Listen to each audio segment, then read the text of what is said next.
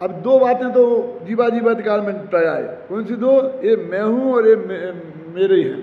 और अब ये मैं इनका कर्ता और भोक्ता हूँ, इसकी बात विस्तार से करेंगे। कर्ता कर्म अधिकार में आचार्य समझते हैं कि ये मैं हूँ और ये मेरे हैं, इससे भी जबरदस्त भूल इसमें है कि मैं इसका कर्ता हूँ।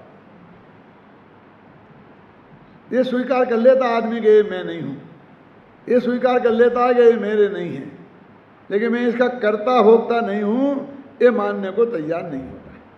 ये बहुत बड़ी प्रॉब्लम है। क्यों? मुझे कोई ये समझाए कि टोडरमल स्मारक भवन, पंडित जी आप टोडरमल स्मारक भवन नहीं है, आप इस धोखे में मत रहो। किसने कहा? नहीं, मैंने सुना है कि लोग कहते हैं कि पंडित हुकुमचंद और टोडरमल स्मारक भवन एक ही है। क्यों? जब मैं यहाँ आया था तब की एक घटना है, साल 2 साल हुए होंगे कि यहाँ मेरे पास फोन आया। किसका आया वो भी बता दूंगा मैं बाद में, पहले सुन लो बात। और उसमें उसने लिखा कि पीपी, पहले पीपी होते थे ना, ये बच्चे तो समझे नहीं पीपी क्या होता है, कि पीपी पंडित टोडरमल। क्या? और आगरा से पदमचंद जी ने किया था वो फोन, जब वो मेरे समझी नहीं थे, घबराना नहीं। क्या? ये सन 68-69 की बात है। क्या लगा? पीपी पंडित टोडरमल। वे क्या समझते होंगे, मैं अभी जानना चाहता हूं। तो जब उसने मेरे से कहा कि पंडित टोडरमल हैं, क्यों? तो उनके नाम पे पीपी फोन है। मैंने कहा उनसे ये बोलो क्या कि पंडित टोडरमल को स्वर्गवास हुए 250 वर्ष हो गए। क्या? और यहाँ पंडित हुकुमचंद है, जब मैं डॉक्टर नहीं बना था तब की घटना है। बोलो उन्हें पंडित हुकुमचंद से बात करना है, कौन है?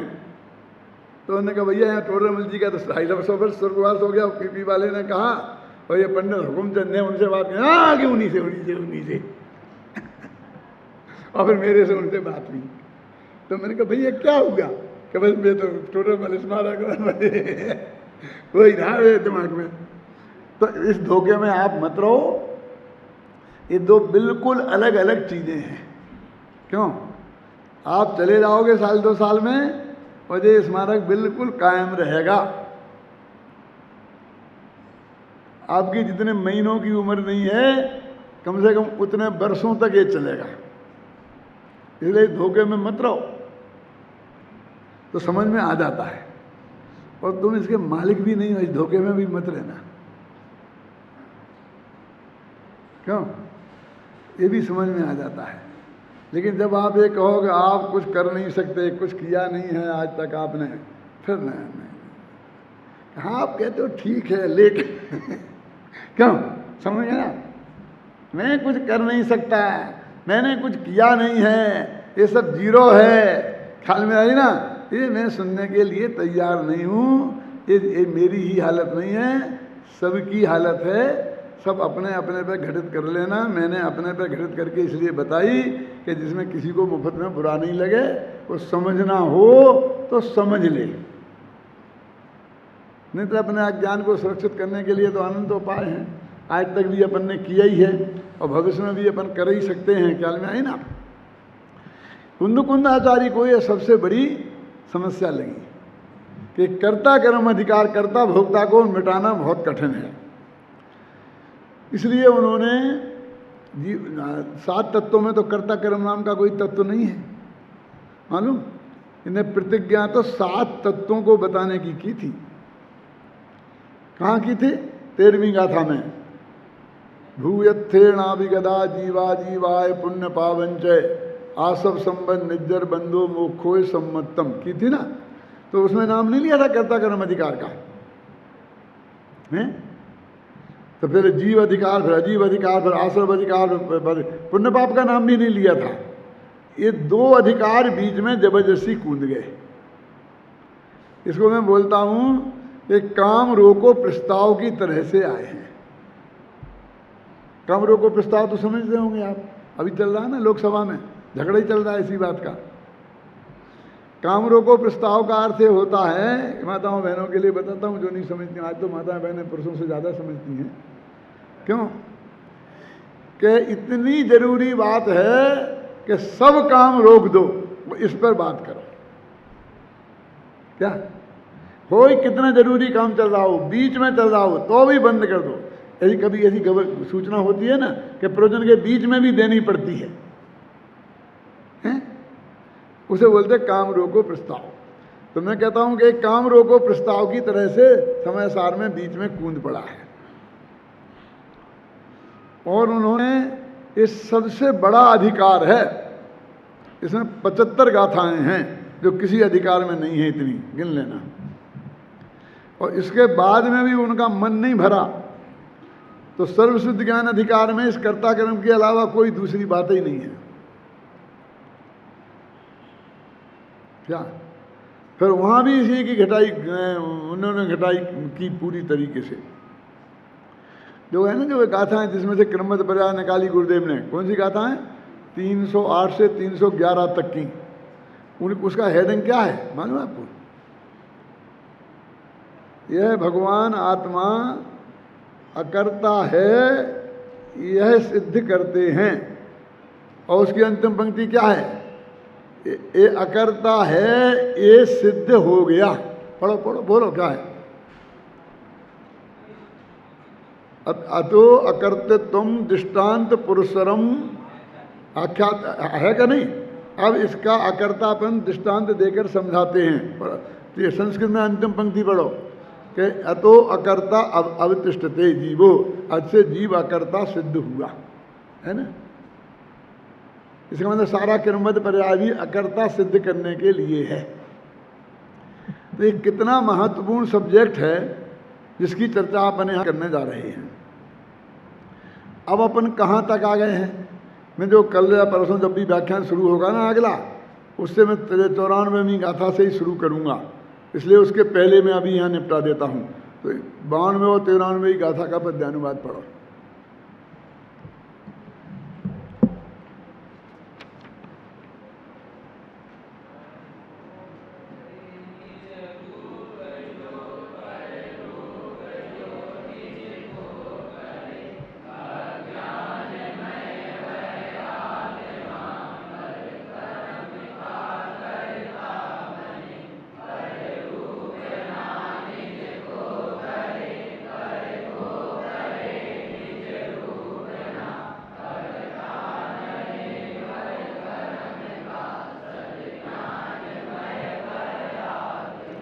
तो क्या कह रहे हैं?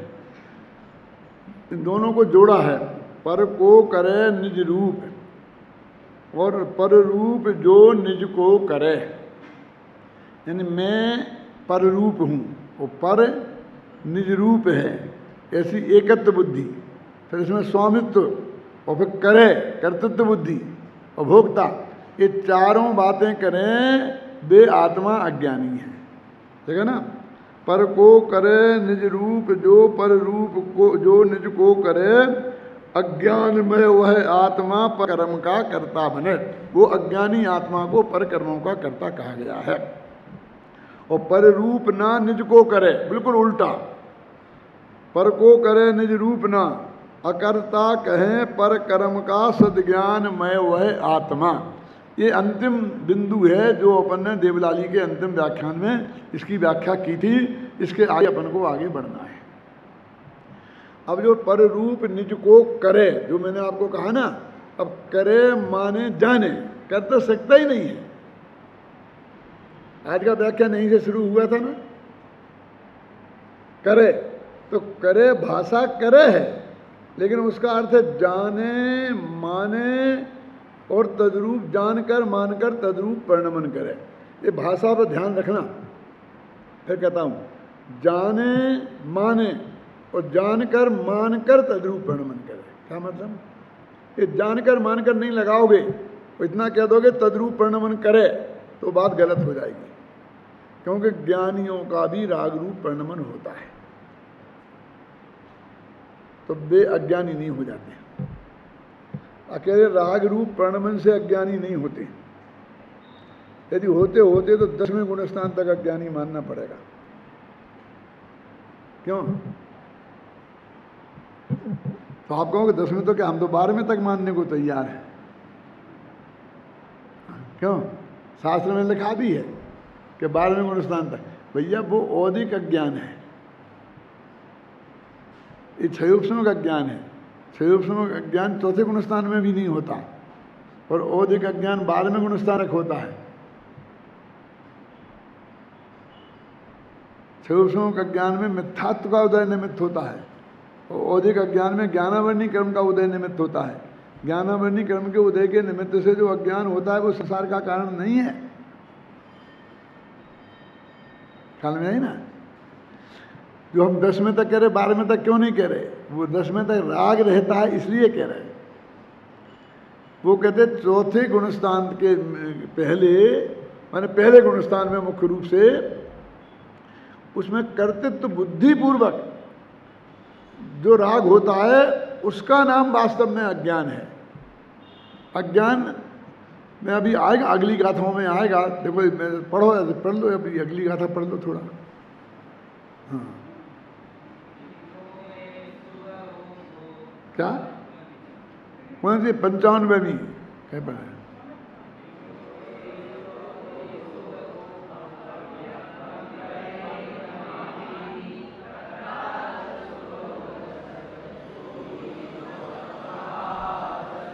देखो देखो 94 95। त्रिविधेय है उपयोग जब मैं क्रोध हूँ में परिणम।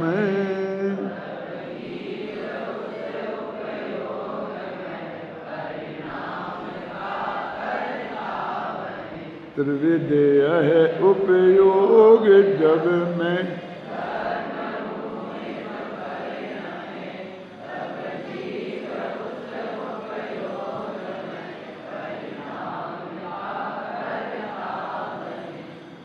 अब त्रिविधि ये 3 प्रकार का उपयोग है। अब ये 3 प्रकार का उपयोग कौन सा है? पूछूं, कोई बताएगा? नहीं बताओ तो अच्छा है। कहता उसमें क्या है? शुद्धोपयोग, शुभोपयोग, अशुभोपयोग, हम इतना नहीं जानते। 3 तो वही है ना, और वैसे तो 2 ही हैं, ज्ञानोपयोग और दर्शनोपयोग, और के 12 हैं। 3 तो यही है ना, क्यों? ये नहीं है? क्या है बोलो? हैं? देखो हमारा विद्यार्थी बोल रहा है, कौन सी क्लास का है? हैं? भूतपूर्व है। वो तो भूतपूर्व है तो बताएगा ही, जो पंडित है। विद्यार्थी कहाँ है? तुम्हारा तो पंडित है, हमारा विद्यार्थी होगा। क्यों? ये कह रहा 3 प्रकार का उपयोग मानो कौन सा? वो 3 मिथ्यात्व वाला, माने पर ये मैं पर हूँ, पर मैं हूँ ऐसा मानने वाला 1, और ऐसा जानने वाला 2, और जान और मान कर रूप परिणमित होने वाला 3। ये 3 उपयोग। तो ये 3 उपयोग, अब आप अपनी छाती पे हाथ रख करके सोच लो, जब 3 प्रकार का उपयोग की बात आई थी तो आपके दिमाग में ये 3 आए थे क्या? मेरे विद्यार्थियों को छोड़ देना, तुम्हारे तो आई होंगे, तुम्हारे विद्यार्थी हो ना तुम भी, तुम बहुत धन्यवाद। फिर तुम बाहर बिना विद्यार्थी के आ गए, हमारे विद्यार्थी के विद्यार्थी हो गए। वो कहीं ना कहीं से जाके पकड़ में तो आओगे ही बेटा। क्यों? ये हुआ था लंदन में। लंदन में क्या हुआ था कि साहब वो लोग बोले कि टोडरमल के विद्यार्थी नहीं आए, टोडरमल स्मारक के विद्यार्थी नहीं आए हैं। आप तो आए लेकिन विद्यार्थी नहीं आए। मैं किसने कहा कि विद्यार्थी नहीं आए? मैंने कहा ये अशोक लोहारिया किसका विद्यार्थी है? ये अभिनंदन किसका विद्यार्थी है? हमारा विद्यार्थी नहीं आए। कौन कह रहा है हमारा विद्यार्थी नहीं आए? ये संजय किसका विद्यार्थी है? नहीं वो तो ठीक है, लेकिन जब और आए हैं ना, मैंने कहा बे हमारे नहीं है। तुम्हें किसने कहा? बे हमारे विद्यार्थियों के विद्यार्थी हैं। कुछ बेटे हैं, कुछ पोते हैं, उसमें क्या फर्क है? हमारे नहीं है। बोलो महिपाल जी, तुम्हारे विद्यालय से जो विद्यार्थी निकले वो हमारे हैं कि नहीं हैं? मैंने अन्ना जी से 100 दफे कहा होगा, ये पूछना अन्ना जी से। मैंने कहा मुझे तो इतनी खुशी है, वहाँ 15 हो गए, हमारे यहाँ इतने हो गए, यहाँ हो गए, कोटा में हो गए, इतने पढ़ेंगे। यहाँ भी तो हमारे विद्यार्थी ही पढ़ाते हैं उन्हें, और वहाँ भी हमारे विद्यार्थी पढ़ाते हैं, और वही कोर्स है जो हमने बनाया है और हमने किताबें लिखी हैं। यहाँ भी नए चक्र पढ़ाया जाता है, वहाँ भी नए चक्र पढ़ाया जाता है, यहाँ भी समय साथ हम उन्हीं से तो पढ़ते हैं। क्यों? तुम मानो बांटो, हम तो नहीं बांट सकते ऐसे जबरदस्ती, तुम हमसे उन्हें छीन नहीं सकते। क्या 2 रोटियां खिला दी तो तुम्हारे बाप के हो गए? याद नहीं है तुम्हारे लिए वो कहानी, वो भाई भूत कहानी सुनी नहीं सुनी अमृत भाई? हैं? मैं पूछता हूँ, विद्यालय किसने खोला था?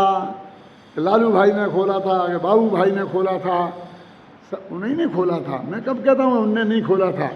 लेकिन ये सब विद्यार्थी किसके हैं? लालू भाई के मेरे, बाबू भाई के मेरे?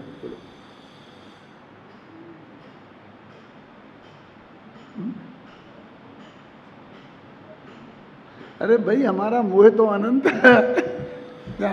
हमारा अपनापन तो बहुत लंबा है क्या? तुम आखिर वही चीज पढ़ेंगे, वही कोर्स, वही हमारी किताबें। भैया तो हमारा विद्यार्थी नहीं रहने देने के लिए हमारे विद्यार्थियों को अध्यापक के रूप में नहीं रखना पड़ेगा, फिर वो कोर्स अलग बनाना पड़ेगा और फिर उन्हें पढ़ाने वाले अलग लाना पड़ेंगे। जैसा कि उनने किया ना अपने वो सांगानेर में जो है ना सुधा सागर जी ने, तब भी हमारे विद्यार्थी नहीं रहेंगे। ये तो अभी तुम्हारे बस की है नहीं, ये तो कर नहीं सकते हो। कम से कम जब तक हमारी आंखें खुली हैं तब तक तो नहीं कर सकते। क्या है वस्तु का स्वरूप? देखो त्रिविधि है उपयोग। वो कौन कि मैं पर को जानता हूं, नहीं जानता कि मैं पर रूप हूं, मैं पर का स्वामी हूं, मैं पर का कर्ता भोक्ता हूं, ऐसा जानना ये पहला उपयोग है। ऐसा मानना ये दूसरा उपयोग है। और इन मानकर और जानकर तद्रूप परिणमित होना ये तीसरा उपयोग, समझे ना? और इन रूप जब आत्मा परिणमे, ख्याल में है ना, तब वो कर्म का कर्ता बने, उसका नाम कर्ता है। और वो अज्ञानमय आत्मा है, उस आत्मा को अज्ञानी कहते हैं। और जो नहीं बने तो वो आत्मा ज्ञानी है। ज्ञानी और अज्ञानी होने की ये शर्त है। एक ज्ञानी अज्ञानी होने की शर्त में कोई क्रिया नहीं जोड़ी कि ऐसा करे ऐसा नहीं करे, ये खाए ये नहीं खाए, शादी करे शादी नहीं करे, ये कुछ नहीं जोड़ी। क्यों? वो 96,000 पत्नियों के पति को सम्यक दृष्टि संज्ञानी घोषित कर दिया। क्यों? और जिसने एक भी शादी नहीं की, ऐसे ही वहाँ में मिल करके और उनको देवलिंगी घोषित करके 9वें गिरिधर जाने वाला का अज्ञानी घोषित कर दिया। है कि नहीं है? बोलिए, ऐसे उदाहरण शास्त्र में है कि नहीं है? कितना उपवास करने वाले को एक ज्ञानी अज्ञानी की परिभाषा ये है ना, क्या लिखा? अज्ञानमय वह आत्मा है ना इसमें, क्या क्या है? वो आत्मा उनका कर्ता बनता है। अब क्या बोलते हैं? बनता है, जो बनता है लिखा, होता है नहीं लिखा, कि वो उनका कर्ता तो न ज्ञानी है ना अज्ञानी है। क्या का द्रव्य कर्म का जो बंध होता है, वो ये शरीर की क्रिया, ये सब समझ लोगे, ये स्मारक की क्रिया, ये सब जो कुछ भी है, ये सब क्रिया का कर्ता ना तो ज्ञानी आत्मा है ना अज्ञानी आत्मा है। ज्ञानी आत्मा मानता है कि मैं कर्ता नहीं हूं, और अज्ञानी मानता है कि मैं कर्ता हूं। और कर्ता दोनों ही नहीं है, इसलिए कह रहे वो कर्ता बनता है, कर्ता है नहीं। इस नाटक में ये सुरेश है ना, ये श्रीपाल बनता है। ये सुरेश श्रीपाल है कि श्रीपाल बनता है? ये श्रीपाल है नहीं, है तो सुरेश, और बनता है, समझ गए ना? क्यों ना? तो वो जो कर्म का कर्ता बनता है तो उसे एक नए से शास्त्र करता है ऐसा कह देते हैं। सुनो, जो श्रीपाल बना उसको ये श्रीपाल है ऐसा भी कह देते हैं। क्यों? वो नाटक शास्त्र में भी कह देते हैं, शास्त्र में भी ये बात कह देते हैं, लेकिन वो शास्त्र में कह देने से वो कर्ता हो नहीं गया, यानी उसके हाथ में कुछ भी करने का पावर नहीं है, उसमें वो नो चेंज, कुछ भी परिवर्तन कर नहीं सकता है, रंच मात्र भी। ध्यान रखना, पक्की बात, ख्याल में आई ना। वो कर्ता बनता है, तो शास्त्रकार भी उसे कहते हैं ये कर्ता है, और ज्ञानी ये मानता है वो करते हुए माने करता है नहीं, तद्रूप परिणमित होते हुए ऐसा विकल्प उसे आ रहा है, उस विकल्प रूप वो परिणमित हो रहा है। ख्याल में आया ना। ऐसा होते हुए भी ज्ञानी उसका कर्ता नहीं है, कि वो परिणमित होते हुए भी कर्ता नहीं है। क्यों? तो अब ये कहते उसका कर्ता नहीं है, उस एकत्व बुद्धि रूप राग का, लेकिन जो बाकी का राग हो रहा है, कौन सा बाकी का राग? अब प्रत्याख्यानावरण और संतुलन के उदय से होने वाला जो राग है, उस राग का वो अभी भी करता है। वो कौन से नियम से? वो प्रवचनसार की बात है। जैसे प्रवचनसार कोई मुफ्त का हो और प्रवचनसार किसी हरिजन का लिखा हो। अरे प्रवचनसार भी उन्हीं कुंदाचारी का है, लेकिन तुम्हें समय सार का चाहिए, समय सार में लिखा देखना है। बोलो, एक कलश कहाँ का है? यह परिणमति सकर्ता यत परिणामम भवेत तत कर्मा। ये तो समय सार का कलश है कि जो परिणमित होता है वो कर्ता होता है? और क्या? ज्ञानी के सारे भाव ज्ञानमय, ज्ञानी के सब भाव ज्ञानमय। बोलो बोलो, बने हुए हैं, अज्ञानी के सभी भाव अज्ञानमयी हैं।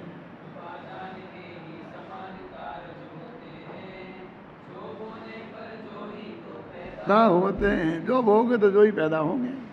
कितने बने, इसलिए वो आका के समय सार में भी है। तुम क्या समझते हो समय सार में? समय सार में तो ये है, बस समय सार में ये भी है आत्मा के व्यवहार नयो भासदी जीवो देहो हवदि खलु, ये भी है इसमें। और इसकी गाथाएं आगे देखो, घटपटादिक का करता है आत्मा, निकालो देखो, ये व्यवहार से 98वीं गाथा पढ़ो, 98। व्यवहार से यह आत्मा घटपट रथादिक द्रव्य का, इंद्रियों का कर्म का नु कर्म का कर्ता का। ये समय सार की गाथा है ना, अभी आने वाली है। पर द्रव्यमय हो जाए यदि पर,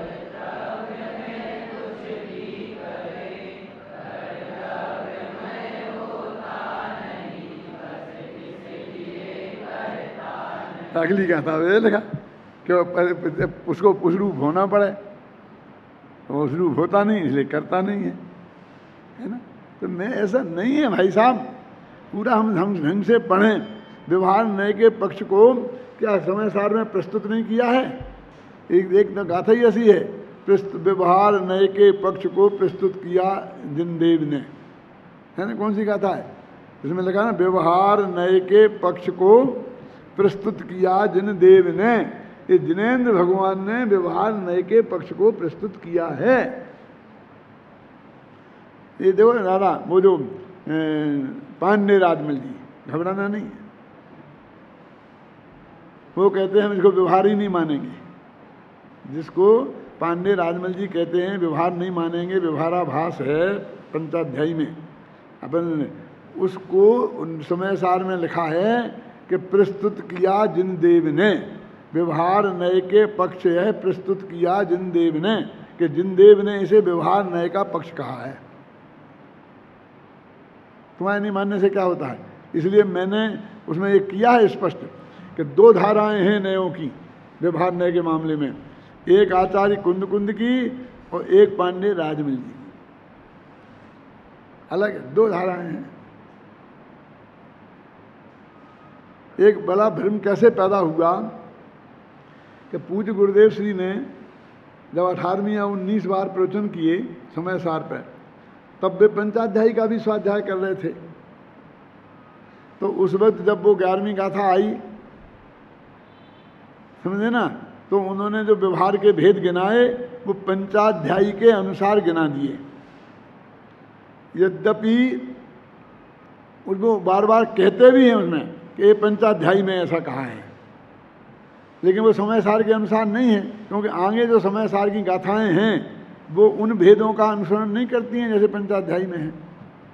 और फिर अच्छे अच्छे लोगों को ये भ्रम पैदा हो गया कि ये 4 प्रकार के नए। तो मैं अमृत भाई आपको बताता हूँ, आपको शायद याद नहीं होगा कि जब मैं गया हिम्मतनगर में, जब मामा जी विद्यमान थे, तो जब मैंने व्यवहार नए के लिए 4 भेद बताए तो उन्होंने कहा नहीं ये गलत है। क्या मामा जी कैसी बात कर रहे हैं आप? कह नहीं गुरुदेव के में ये है नहीं। फिर मैंने प्रवचन खत्म हो गया, मैं मामा जी से मिला तो उन्होंने बताया कि अरे मैंने कहा ये तो देखो आगे पढ़ो, ये पंचाध्यायी के नए हैं, ये समय सार के नए नहीं हैं। लेकिन गुरुदेव को उन्होंने वो भी बता दिए। फिर अंत में एक वाक्य बोलते थे, आई ये बात न थी, फिर खत्म। तो हमने कहा नए चक्र में हमने ये नए भी जो आप बता रहे ये भी लिखे हैं और ये भी लिखे हैं, और दोनों का हमने खूब अध्ययन करके तुलनात्मक अध्ययन भी किया है और उसमें अपना राय भी दी है, वो तो स्पष्ट है। इसे आप देखो ध्यान से। तो ऐसा कभी कभी हो जाता है, यदि मैं समय सार पर प्रवचन करते करते और बीच में सिर दर्द की दवाई बता दूं तो लोगों को ये भ्रम होने लगता है कि समय सार में लिखा है कि फलानी चीज़ 4 लौंगे घिस करके और माथे पर लगाओ तो सिर दर्द ठीक हो जाता है। क्यों? मैं समय सार के प्रवचन में सुना है। और फिर लोग जो अक्षर वाले जो छपते हैं ना गुरुदेव के छप रहे अभी, उनसे बहुत लाभ भी हुआ है, तो उसमें ऐसा छप भी जाएगा।